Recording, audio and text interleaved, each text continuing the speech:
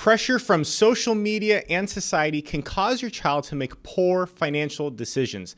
Today, we're talking about what you can do to save your child from financial mistakes.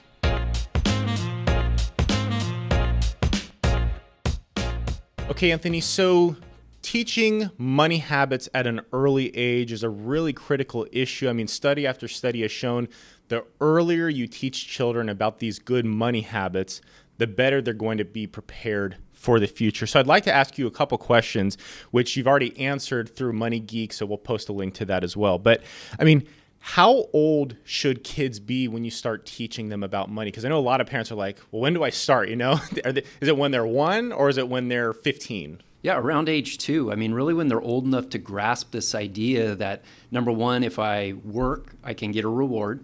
So small chores around the house where there's a reward. That can be helpful. And if they can work to put money into a piggy bank, there you can buy those, online where it has a give, save, spend. There's like a little divider in there. And because children don't understand, innately the value of money, and that in terms of a dollar can only be used in one place, correct?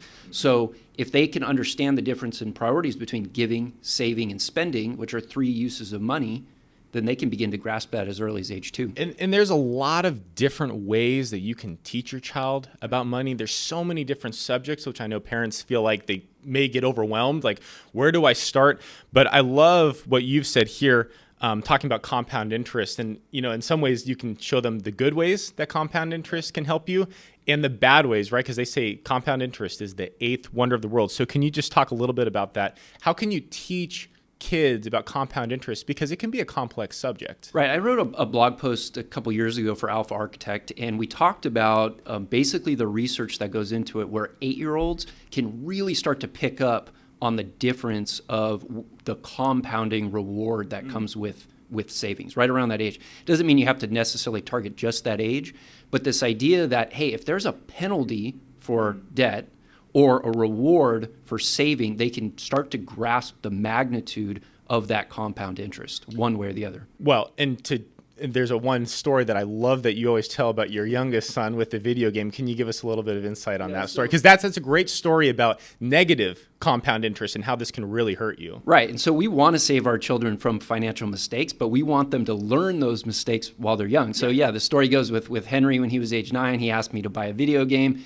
I said, okay, do you got the money for it? No. Okay, here. So I got, this master plan. I let him borrow the $20 that it cost to buy it, but I laid out a plan and said, for every week that you don't pay it back, there's $1 of interest that's charged. And it took him a while to do that, and he got further behind and really felt the burden with it. And great to learn those lessons now when the stakes aren't so high. Absolutely. And mom and dad can help you out rather than when you're a full adult going, oh man, my credit card is really racking up here. Okay, so final question here, which, if you're a parent and you want to get your child involved, that's one thing, but how can you have children be encouraged to, save money? Yeah, keep it simple. Okay, a lot of times parents think, well, we need to come up with these elaborate financial lessons. Just use everyday type things. So kids will ask for stuff, right? Whether it's a game, a toy, to go somewhere, whatever it may be. And you don't necessarily need to do this all the time, but let's say they have a toy that they want, is encourage them to save for it. You can provide almost like a match if you want to. So it's almost like a 401k where they're putting money in, you're matching dollar for dollar up to get to that amount that they want. But here's the thing, when it comes to saving for children, they need to see the reward relatively quickly, depending on how old they are. Yeah. If it's like, well, I got to save for 2 years to get this toy that I want, they're going to lose interest.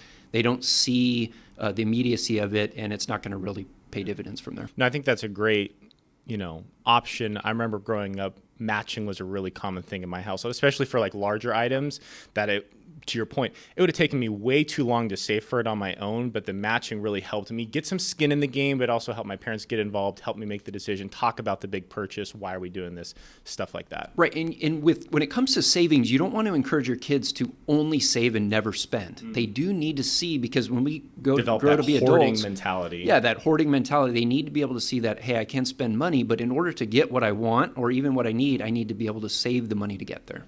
Awesome. Well, this is the kind of stuff that we absolutely love helping families with. We have an absolute passion for it. And it's why we've developed a program called Money Smart Families. Really, it's a program designed to help equip and empower and educate parents to teach their children smart money principles. If you'd like to learn more, you can visit our website or give us a call. We'd love to talk to you.